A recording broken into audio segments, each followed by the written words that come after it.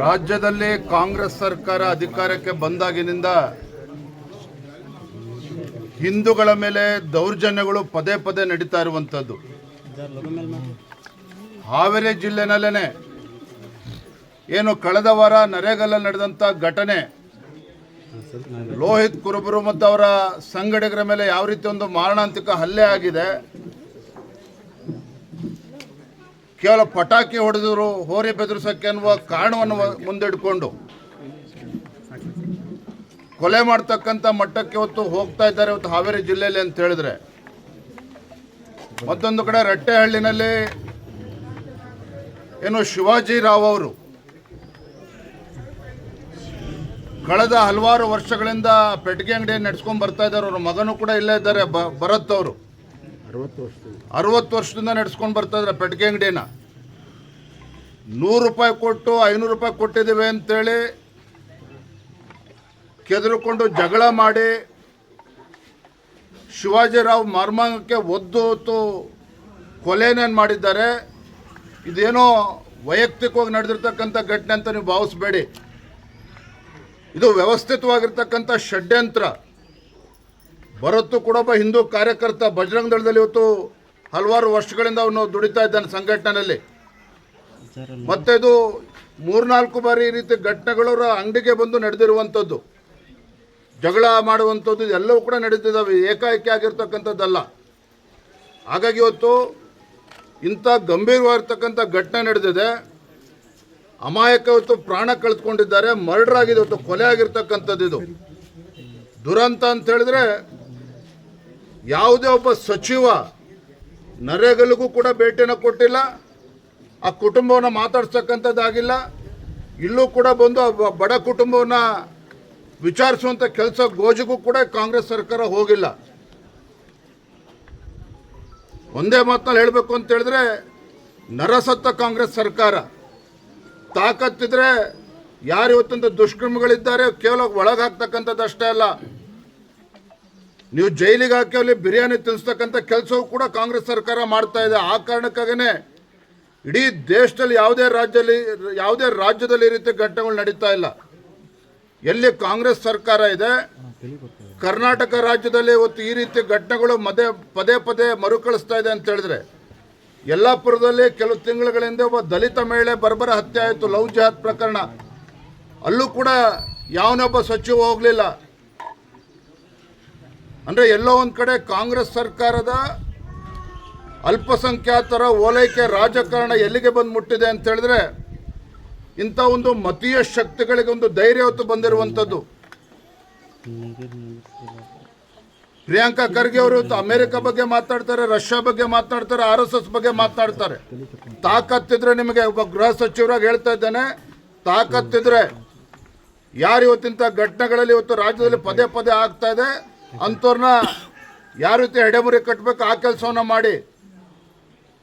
ಇಂಥ ಬಡ ಕುಟುಂಬಕ್ಕೆ ಇವತ್ತು ಸಂತೋಷ, ಇವತ್ತು ಭರತ್ಗೂ ಕೂಡ ಇವತ್ತು ಬೆದರಿಕೆ ಇದೆ, ಅವ್ರಿಗೆ ರಕ್ಷಣೆಯನ್ನು ಕೂಡ ಕೊಡಬೇಕು.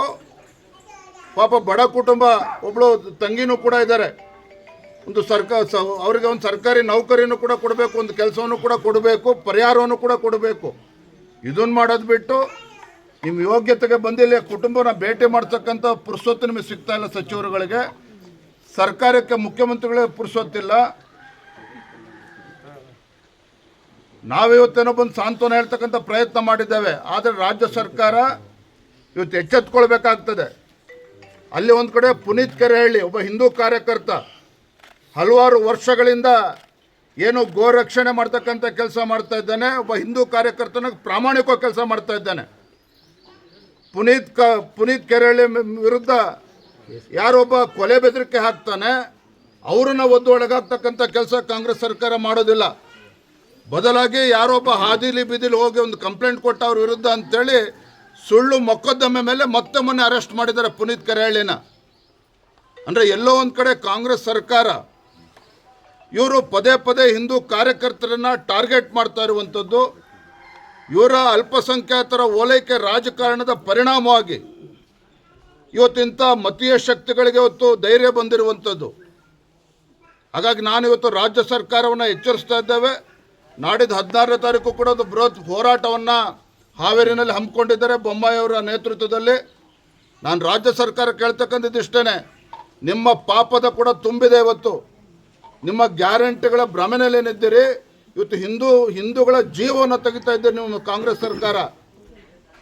ಎಲ್ಲ ಒಂದು ಕಡೆ ನಿಮ್ಮ ಪಾಪದ ಕೂಡ ತುಂಬಿದೆ. ಅದಕ್ಕೆ ತಕ್ಕ ಪಾಠವನ್ನು ಮುಂದಿನ ದಿನದಲ್ಲಿ ಕಲಿಸ್ತಾರೆ. ಆದರೆ ಇದರ ನಡುವೆ ರಾಜ್ಯ ಸರ್ಕಾರ ನಿಮ್ಮ ಕರ್ತವ್ಯ ಇದೆ. ಕೇವಲ ಅಲ್ಪಸಂಖ್ಯಾತರ ಓಟನ್ನು ತೆಗೆದುಕೊಂಡು ನೀವು ರಾಜ್ಯದಲ್ಲಿ ಅಧಿಕಾರಕ್ಕೆ ಬಂದಿಲ್ಲ. ಹಿಂದೂಗಳು ಕೂಡ ನಿಮಗೆ ಓಟನ್ನು ಕೊಟ್ಟಿದ್ದಾರೆ. ಮಾನ್ಯ ಮುಖ್ಯಮಂತ್ರಿಗಳು ನಿಮ್ಮ ಬಂಡಾಟವನ್ನು ಬಿಟ್ಟು, ಬೂಟಾಟಿಕೆಯನ್ನು ಬಿಟ್ಟು ಹಿಂದೂಗಳಿಗೆ ರಕ್ಷಣೆ ಕೊಡುವಂಥ ಕೆಲಸ ಮಾಡಬೇಕು ಅನ್ನೋ ಆಗ್ರಹವನ್ನು ಕೂಡ ನಾನು ಇವತ್ತು ಮಾಡ್ತಾ ಇದ್ದೇನೆ. ಅಲ್ಲ, ಗೃಹ ಸಚಿವರಾದ ಪ್ರಿಯಾಂಕ ಖರ್ಗೆ ಅವರಿಂದ ಇದನ್ನು ಎಕ್ಸ್ಪೆಕ್ಟ್ ಮಾಡ್ಬೋದು ಸರ್, ನೀವು ಕ್ರಮನ ಎಕ್ಸ್ಪೆಕ್ಟ್ ಮಾಡ್ಬೋದು? ನೋಡ್ರಿ, ಗೃಹ ಸಚಿವರು ನಿನ್ನೆ ಮೊನ್ನೆ ಆಗಿರೋದು ಪ್ರಿಯಾಂಕ ಖರ್ಗೆ ಅವರು. ಆದರೆ ಕಾಂಗ್ರೆಸ್ ಸರ್ಕಾರ ರಾಜ್ಯದಲ್ಲಿ ಆಡಳಿತಕ್ಕೆ ಬಂದು 3 ವರ್ಷಗಳಾಗಿದೆ. ಹುಬ್ಳಿ ನೇಹ ಹತ್ಯೆ ಪ್ರಕರಣದಿಂದ ಹಿಡಿದು ಯಲ್ಲಾಪುರದ ದಲಿತ ಮಹಿಳೆ ಇರ್ಬೋದು, ಕೊಪ್ಪಳದಲ್ಲಿ ಗವಿಸಿದ್ದಪ್ಪ ST ವಾಲ್ಮೀಕಿ ಸಮುದಾಯಕ್ಕೆ ಸೇರಿರ್ತಕ್ಕಂಥ ಒಬ್ಬ ಬರ್ಬರ ಹತ್ಯೆ ಆಯಿತು. ಮೊನ್ನೆ ನರೇಗಲಲ್ಲಾಗಿದೆ, ಇವತ್ತು ರಟ್ಟಹಳ್ಳಿಯಲ್ಲಾಗಿದೆ. ಎಲ್ಲದಕ್ಕೂ ಕೂಡ ಕಾಂಗ್ರೆಸ್ ಸರ್ಕಾರದ ಹೊಣೆಗೇಡಿತನ. ಇಂಥ ದುಷ್ಟ ಸರ್ಕಾರ ಇಡೀ ದೇಶದಲ್ಲಿ ಎಲ್ಲೂ ಕೂಡ ನೀವು ನೋಡೋದಕ್ಕೆ ಸಾಧ್ಯ ಇಲ್ಲ. ಇಂಥ ಸರ್ಕಾರ ನಾನು ಇವತ್ತು ಮತ್ತೊಮ್ಮೆ ಹೇಳ್ತಾ ಇದ್ದೇನೆ, ಈಗಲಾದರೂ ಕೂಡ ಎಚ್ಚೆತ್ಕೊಂಡು ಇವತ್ತು ಭರತ್ಗೂ ಕೂಡ ರಕ್ಷಣೆ ಕೊಡುವಂಥ ಕೆಲಸ ಆಗಬೇಕು. ಏನೋ ನೆಪ ಒಡ್ಡು ಯಾರೋ 420ಗಳು ಹೇಳ್ತಾರೆ ಅಂತೇಳಿ ಅವ್ರ ಅಂಗಡಿಯನ್ನು ಖಾಲಿ ಮಾಡಿಸ್ತಕ್ಕಂಥ ಕೆಲಸ ಮಾಡಿದ್ರೆ ಇಡೀ ರಾಜ್ಯಾದ್ಯಂತ ಬಂದಿಲ್ಲಿ ಪ್ರತಿಭಟನೆ ಮಾಡುವಂಥ ಕೆಲಸ ಸಂದರ್ಭ ಬರ್ತದೆ. ಹಾಗಾಗಿ ಮಾನ್ಯ ಜಿಲ್ಲಾಧಿಕಾರಿಗೂ ನಾನು ಹೇಳ್ತಾ ಇದ್ದೇನೆ, ಮಾನ್ಯ ಬೊಮ್ಮಾಯಿ ಅವರು ಕೂಡ ಮಾತನಾಡ್ತಾರೆ. ಯಾವೊಂದೋ ಮಾತು ಕಟ್ಕೊಂಡು ಇವತ್ತು ಅಂಗಡಿಯನ್ನು ಖಾಲಿ ಮಾಡಿಸ್ತಕ್ಕಂಥ ಕೆಲಸ ಮಾಡಿದ್ರೆ ಭಾರತೀಯ ಜನತಾ ಪಾರ್ಟಿ ಕೈ ಕೊಡ್ಕೊಂಡು ಕೂರೋದಿಲ್ಲ. ಯಾವ ಮಟ್ಟಕ್ಕೆ ಹೋಗುತ್ತೋ ನಾವು ಕೂಡ ನೋಡ್ತೇವೆ, ಎದುರಿಸ್ತೇವೆ. ಈ ಪ್ರಕರಣಗಳಲ್ಲಿ ನಿಮ್ಮ ಕಾನೂನು ಪ್ರಕಾಶದಿಂದ ನೋಡ್ರಿ, ಕಾನೂನು ಪ್ರಕಾಶದಲ್ಲಿ ಇವತ್ತು ಸರ್ಕಾರ ನಡೆಸ್ತಕ್ಕಂಥವ್ರು ಇವತ್ತು ಬೀದಿಲಿ ಬಟ್ಟೆ ಬಿಚ್ಕೊಂಡು ನಿಂತಾಗ ನಾವು ಏನು ಮಾಡಬೇಕು ತಕ್ಕವನ್ನು ಮಾಡ್ತೇವೆ. ಕಾನೂನು ಪ್ರಕೋಷ್ಠ ಏನು ಬೇಕು ಮಾಡ್ತದೆ. ಆದರೆ ನಾನು ಹೇಳ್ತೇನೆ, ರಾಜ್ಯ ಸರ್ಕಾರ ಪಟ್ಟು ರಕ್ಷಣೆ ಕೊಡುವಂಥ ಕೆಲಸ ಮಾಡಬೇಕೀಗ. ಇದನ್ನು ವೈಯಕ್ತಿಕ ಜಗಳವನ್ನು ರಾಜಕೀಯ